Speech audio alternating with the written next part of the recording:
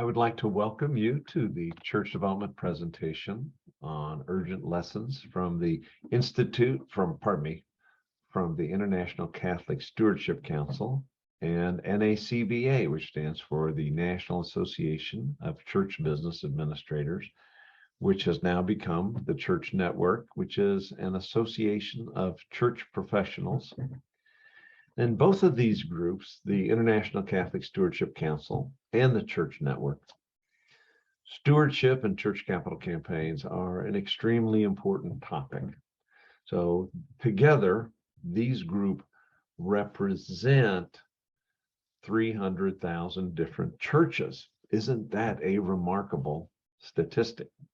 There are thousands of members in each of these groups, and each one has an annual event in which they share learnings from their real life experience. And I have had the benefit of attending those conferences and reading the newsletters and keeping up with the ongoing publications from those different groups.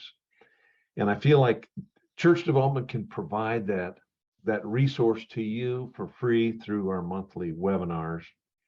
And I wish at the beginning of my career 100 years ago, I had a person or an institution that would funnel and summarize those key insights to me as I began my career in the stewardship world.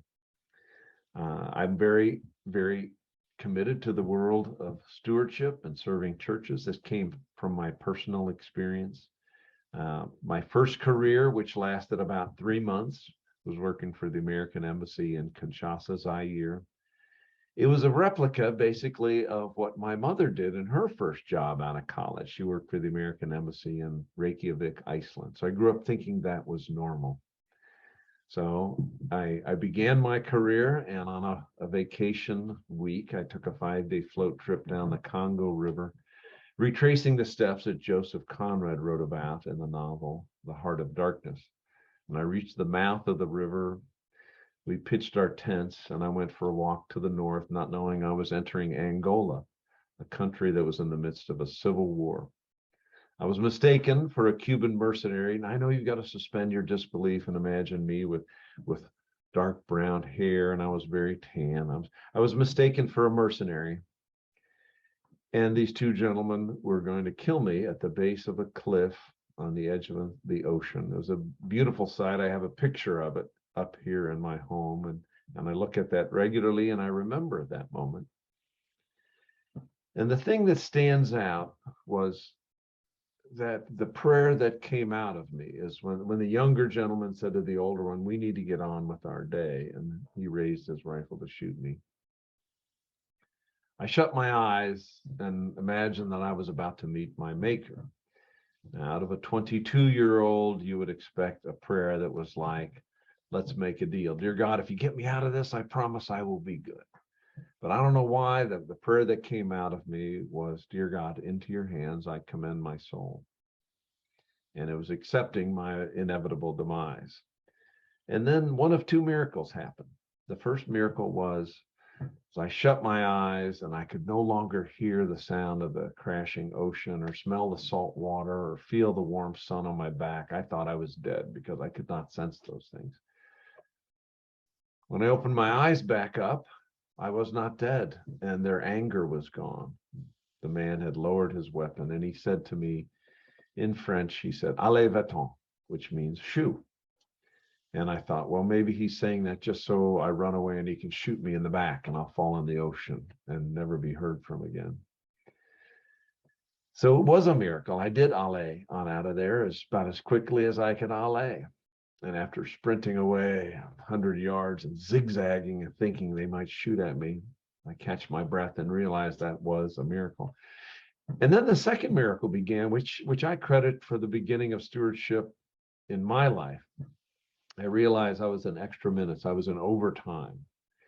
And the key stewardship awareness that comes from 1 Peter 4:10, the awareness that God had given me this life and in a way had given me a second life. And now I'm in overtime. And so everything I have is a gift from God. So the question then is, what do I do with it? And that began my daily prayer of, dear God, what would you do through me? Which is the critical stewardship prayer that I think about all the time and I utter all the time. And I have a daily time of prayer that I consider that.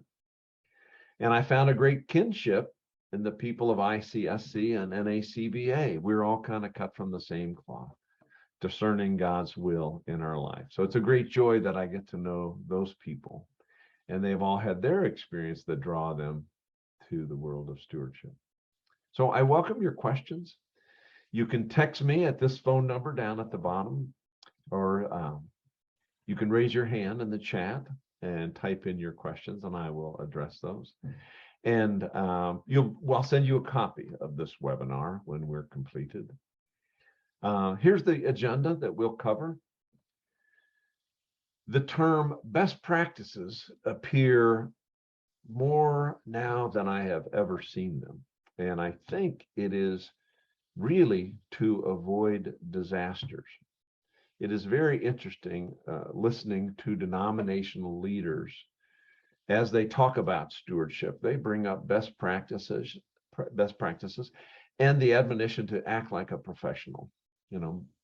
Really do a good job. This is an absolutely critical part of church life. So take it as professionally as you would address the Sunday morning experience or the faith formation activities that happen throughout the day and the week and the year in the life of the church.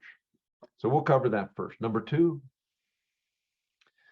the guidance that we reframe stewardship and church capital campaigns from being a financial experience to being a faith-based or a spiritual experience, which I think is a really good direction that we are heading, moving away from raw fundraising in the secular world to making it more of a discernment activity.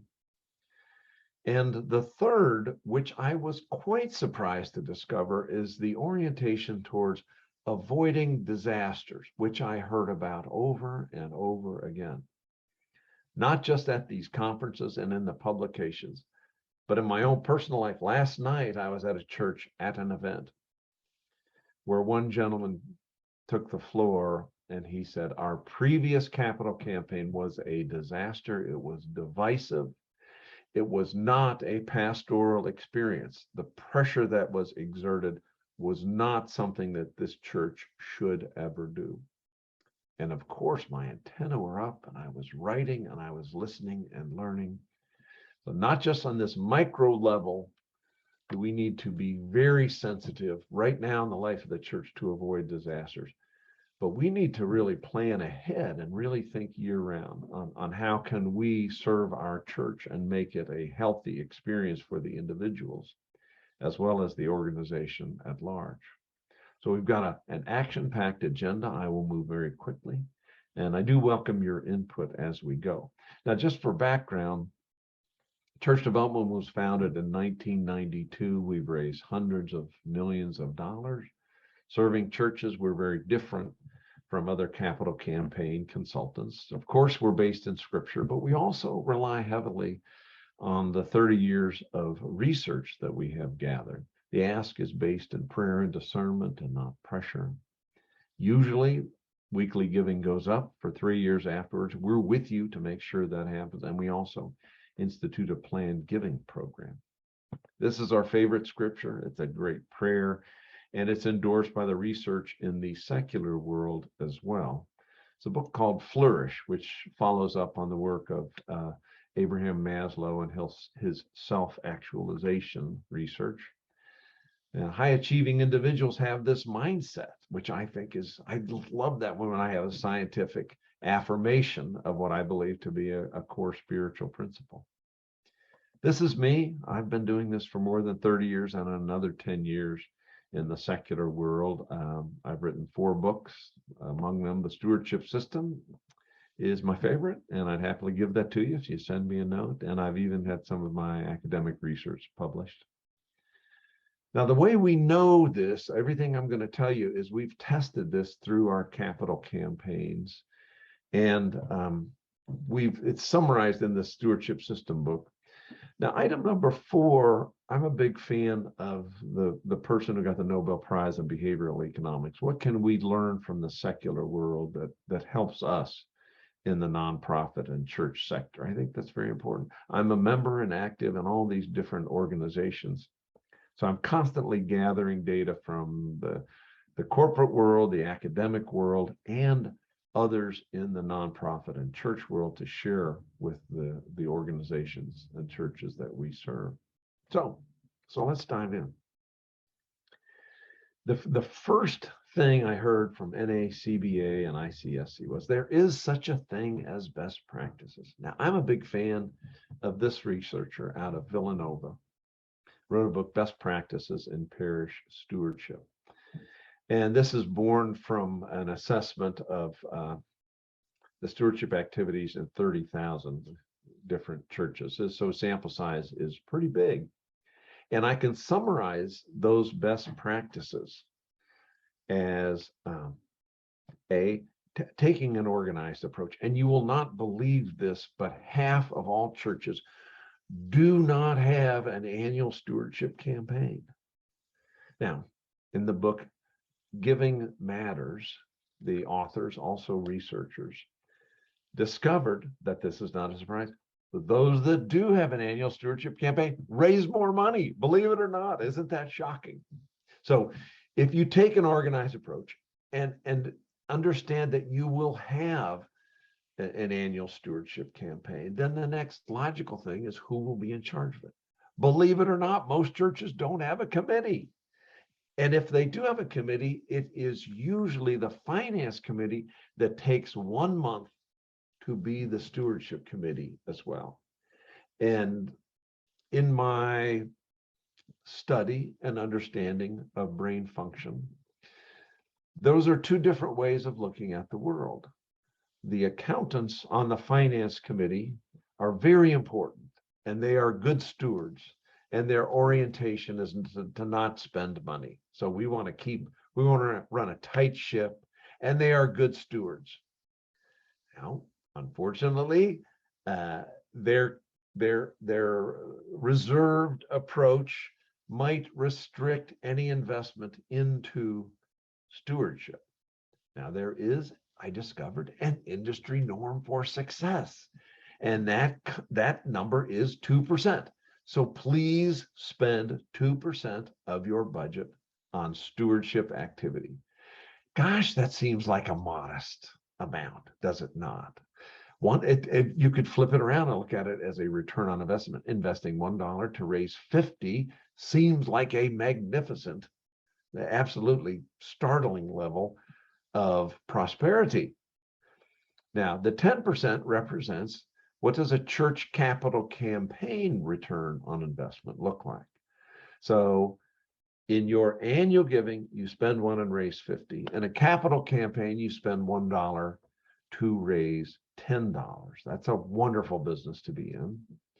The 30% represents the difference between a church annual stewardship activity and the secular world. If you were a YMCA or a school or a museum or a university, the norm would be 30% of the funds you raised will be spent to raise that money. A return on investment perspective is you spend 1 to raise 3. That is pretty good. The problem that I encounter on a daily basis, my experience is that no one is willing to spend a penny on anything. So a best practice, be organized, have a committee, have a budget, okay? The second significant theme of best practices is to think big picture in terms of your calendar. Have a year-round calendar. And the calendar should include those things that you might expect. Educating people about what is stewardship on a year-round basis, and not just at the time right before the annual stewardship activity. And beyond your year-round, think of a 5-year calendar. Now, since we make all of our money, all of our revenue is derived from serving churches by being a capital campaign consultant. that is our business. And then we give away all of our stewardship activity. The 5-year framework is essential for you, a church leader, particularly in thinking about a church capital campaign. I had the good fortune to sit next to a college president in a recent stewardship meeting, and she explained to me that their university just has the 5-year capital campaign as part of their ongoing long-range strategic planning. She says, we will always be in a capital campaign. It is a way that we take care of our facilities. Our church should do the same thing. And I admire her forthrightness and her awareness of the big picture. I would encourage you to do the same thing. Think of a 5-year calendar for your church, not just the year-round stewardship activities, but the capital campaign plans as well. There seems to be a no downside to doing a church capital campaign. Annual giving goes up, volunteerism goes up, social connection goes up. Now, parenthetically, I would encourage you to read George Barna's research on church shopping. Now, mainline denominations are seeing their numbers decline because we are not sensitive to those who we seek to serve. They tend to visit 5 different churches. There are predictable times when they will visit, times of their life when they will visit a church. He coined the term church shoppers because that's really what they are. Denominationalism seems to no longer matter. And to them, they will judge us based on how welcoming we are and greeting them at the front door and engaging them socially. So I diverge just for a moment, just to remind us that we've got to have the big picture view and think strategically, not just about stewardship and capital campaigns, but the well-being of our congregations. The second theme that I learned from these 2 national organizations is it's really critical that we don't think of stewardship and capital campaigns in really financial terms, but rather as a faith journey experience or as a spiritual experience. To use a gardening metaphor, when a person is healthy spiritually, generosity is a natural outpouring of that experience.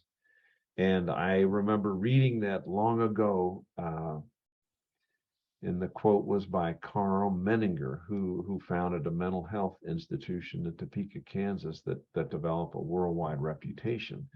And so because it was such an intense academic institution, his insight into well-being really went well beyond what Maslow sought to pursue in his studies of self-actualization.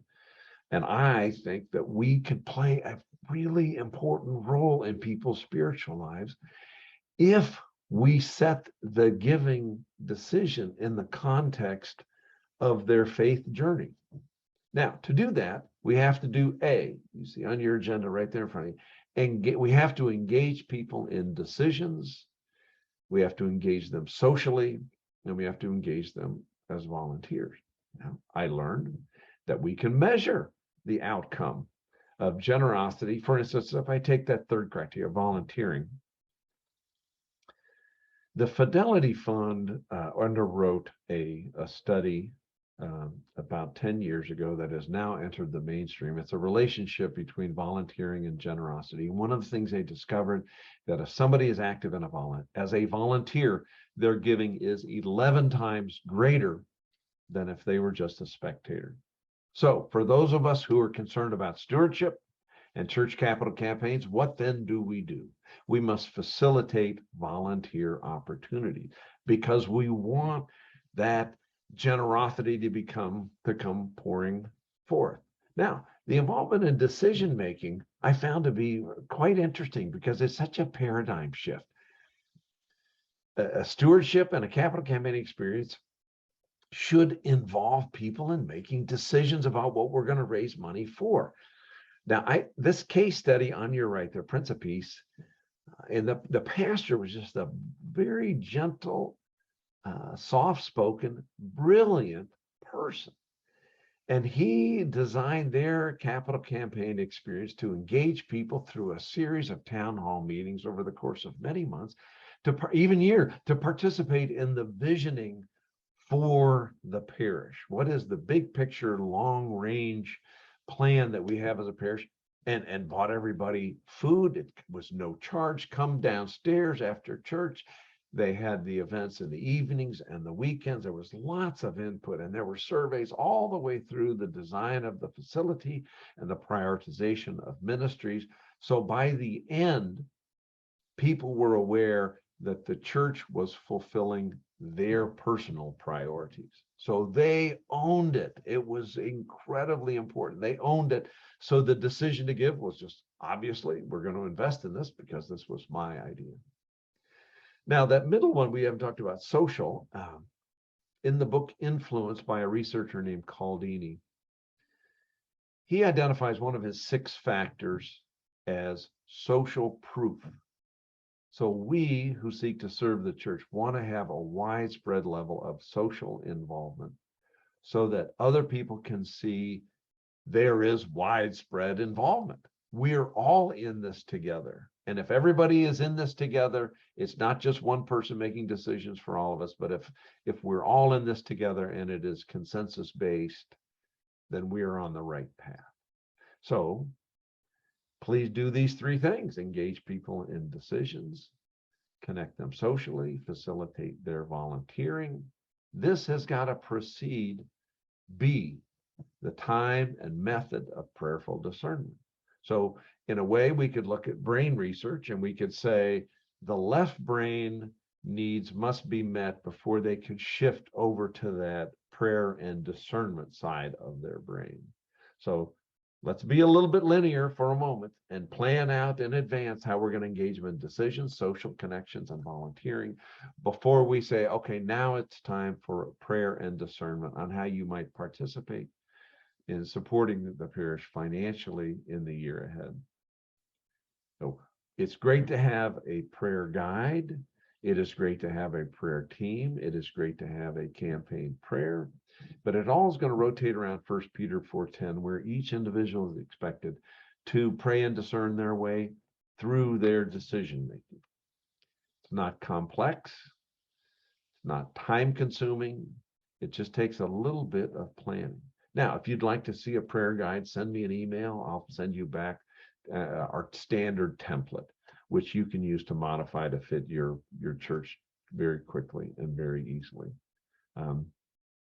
I feel like now that I'm kind of a crusty old fossil and have been through this many, many times over many decades, I now am kind of at the point in my life where I feel like money is not the object here. We are really here to serve people on their faith journey. So let us be deliberate about that and gentle and respectful and allow them the time and space to have that internal dialogue, that dialogue with God, to discern how God would work through them. Now, my hope is they have that experience in their stewardship or capital campaign, and then they apply that to the rest of their life long after the campaign is in the rearview mirror. Okay, now let's move to the 3rd item before we wrap up.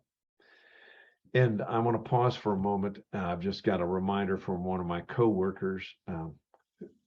We have a service called the Stewardship System, which will give you, it's free. It's a monthly basis. It's cut and paste, a paragraph you can cut and put in your Sunday bulletin, agendas for your stewardship committee, a free template for a brochure, a free template for a prayer guide, a solicitation letter, a thank you letter, everything that you need to have a year-round calendar of activities for stewardship. We even have numerous videos, training videos, like you need to have lay speakers through the course of the year. We give you a guide, a video training guide for them.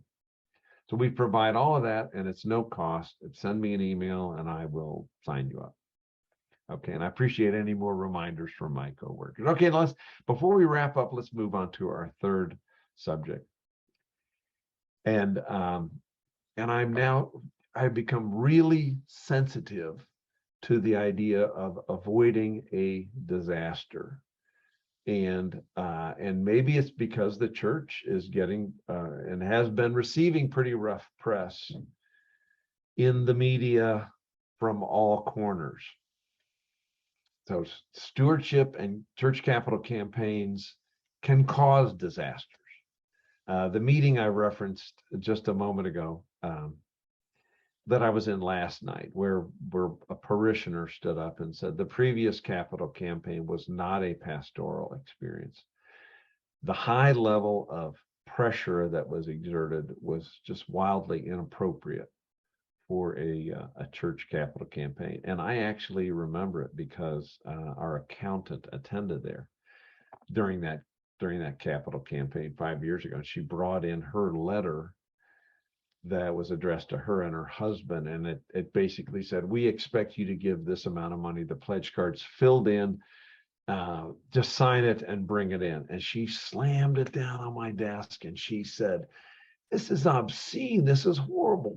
How do you get off telling me how much I need to give? This is too much pressure. And I said, pardon me, that was not my campaign. They hired someone else to do that. And the old Cro-Magnon method of exerting pressure, I don't feel like is appropriate in a church capital campaign. That is a way to alienate people and drive them away. So we have taken the lead from this researcher in this book, and it is originated in statistics. Why Catholics don't give and what can be done about it is a failure analysis. Same kind of thing that an engineer would do after a plane crash. Why are things going so badly in Catholic giving? Now, the statistic is the average Catholic gives 1.2% of their income to the church. The average Protestant gives 2.2%. So why is that? Why that enormous gap? Why does that exist? And we have a lot to learn from that. He goes through 8 different factors that really identify what to not do, following Chuck Norris's advice to the key to success is to figure out what doesn't work and then don't do that. Well, this is a really good analysis. And on the flip side, the recommendation, one of the key recommendations is the best ask is a percentage ask. So when you ask someone to give, ask them to consider percentage giving. That is about as complex an ask as you need to offer.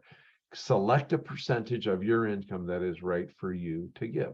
Now, I want to equip you, the person who's going to be help leading that effort. Only 5% of the population actually does tithe. Okay, only 5%. That means 95% don't. And furthermore, there's an age stratification and a terminology. We got to study linguistics as we talk about stewardship. The word tithing works great if you're over the age of 70. But if you're below the age of 70, the mind translates that as tax. Okay, so we got to move away from that. If you're younger than 70, stewardship is a good term. Now, if you're under the age of 40, 2 other terms are emerging: generosity and sharing. Okay, so you got to pick the term that works for you, but it's a good idea to let go of the term tithing. Okay, ask them in a manner that facilitates reflection. Item B, prayer versus pressure. If we're oriented towards prayer and discernment, we present the percentage ask, and then we ask them to pray their way through it. We don't want to command that they tithe because it doesn't work and it offends people. So we want to set up a time of prayer by doing we want to seek consensus before we have action. I feel really good about a project I'm involved in right now, St. Peter's Parish, where they're making some enormous facility changes. They want to move their early childhood center to a more safe, secure location that has adequate space for growth and is adjacent to their elementary school. And because it's a big deal, they really deliberately sought to engage the entire parish in a dialogue to think through the decision, knowing that our criteria is safety for these young children. And the other one is operational efficiency. How can we move them from a separate place to a location that is congruent with their elementary school, just to share all those logistical challenges. But is this a good idea? Let's ask everybody in the parish about that. And so they're taking the time and the effort, and they're spending a little bit of money buying fruit, and they're having many, many activities to facilitate that dialogue. And they're taking notes, and it is a dialogue. It's not voting, it's a dialogue. So consensus emerges. And the really cool thing I've observed, they begin with prayer, they have prayer in the middle, they talk about prayer, and they have prayer at the end. So it is not meant to be a high pressure sales pitch. It's just figuring out what's the right thing to do. So I really enjoy that process, and they are avoiding a disaster. They have had some disasters, and it causes pain, and it takes time to heal from those. And maybe every single congregation has had their fair share, but taking the time to be gentle and do active listening is really the key, I believe, to success. So avoiding disaster requires consensus and prayer. You can do this. Now, I've spent a whole ton of time learning, and I enjoy learning. I'm a lifelong learner. I read a lot. I go to a lot of things. I attend a lot of webinars like this together. And so at Church of Alma, we want to share all these resources with you, and we will share them as we go. And if you'd like to sign up for the stewardship system, just give me a call. If I can give you my book, please give me a shout.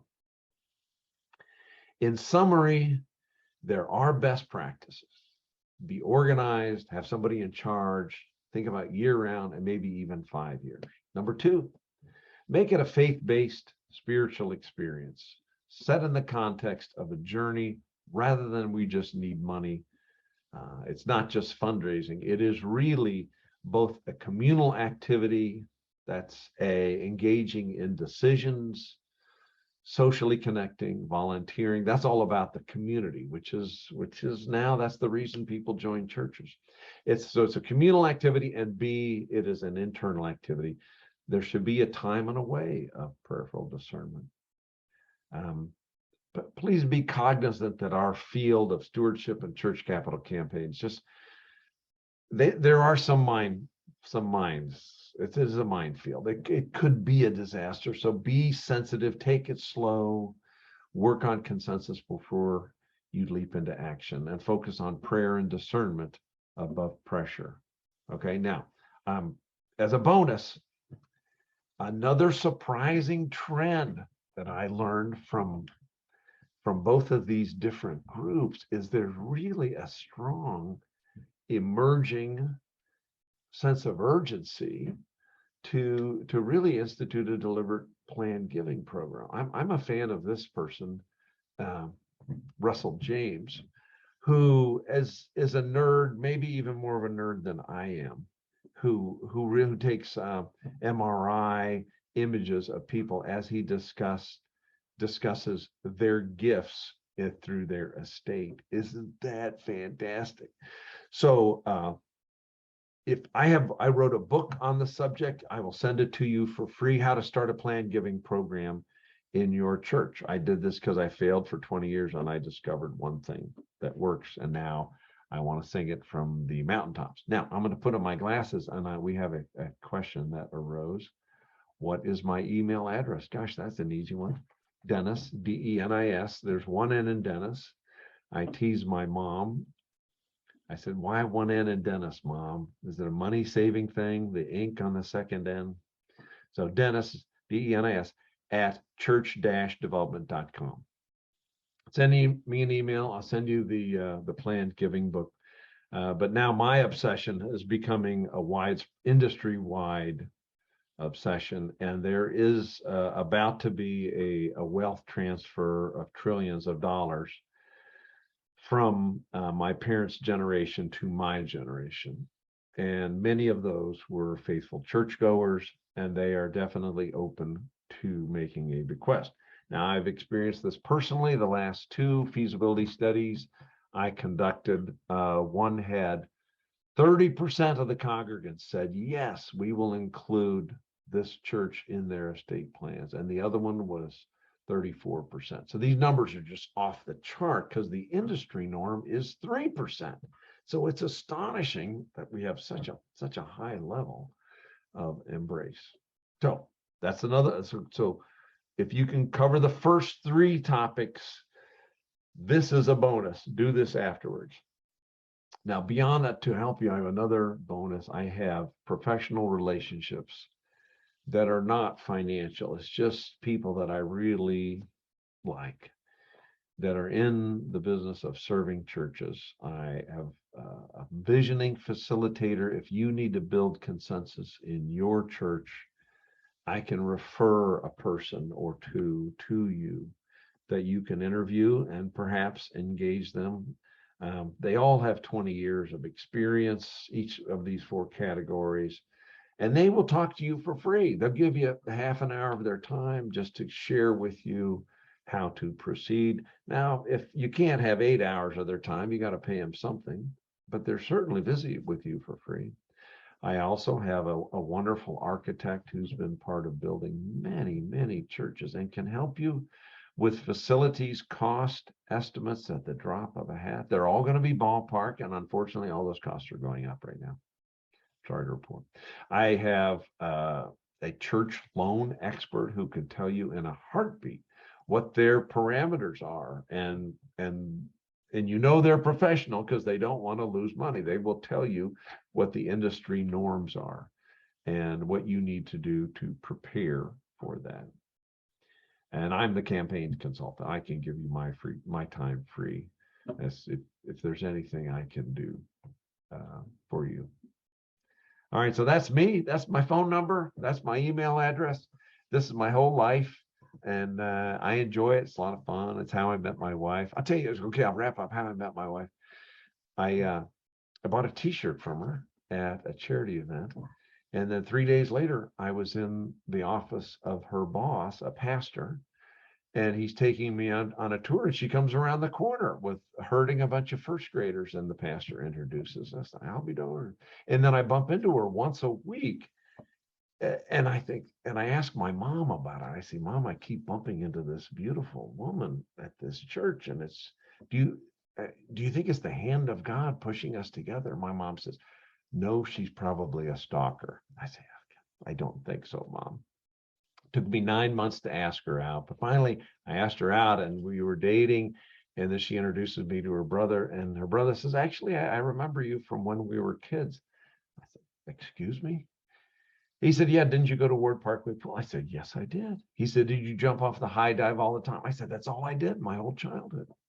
He says, actually, I remember a time when Jenny was 6 years old, and she wanted to jump off the high dive. So she climbed up there, and I saw her, and I yelled at her, you need to get down. You're too little. It's dangerous. So she turned to come down off the high dive and slipped and fell face first 10 feet towards the concrete. And then he pokes me on the chest, and he says, Dennis, as you put your hands on the ladder to go up the high dive, you caught her. And there was silence, and Jenny looked at me, and she said, that was you? And I turned to her and said, that was you? And we figured out that had happened 22 years before that moment when we met as an adult. So I think I am right and my mom was wrong. I think it was the hand of God. And that was now many decades ago. We've been married happily for a very long time and have a bunch of kids as a result. Anyway, so now you know just a little bit more about me. Forgive me for digressing. So in conclusion, if I can help in any way, please call. There's the phone number, or email at any point in time. Thank you so much for joining me this morning. Go forth, good luck, and God bless. Bye-bye.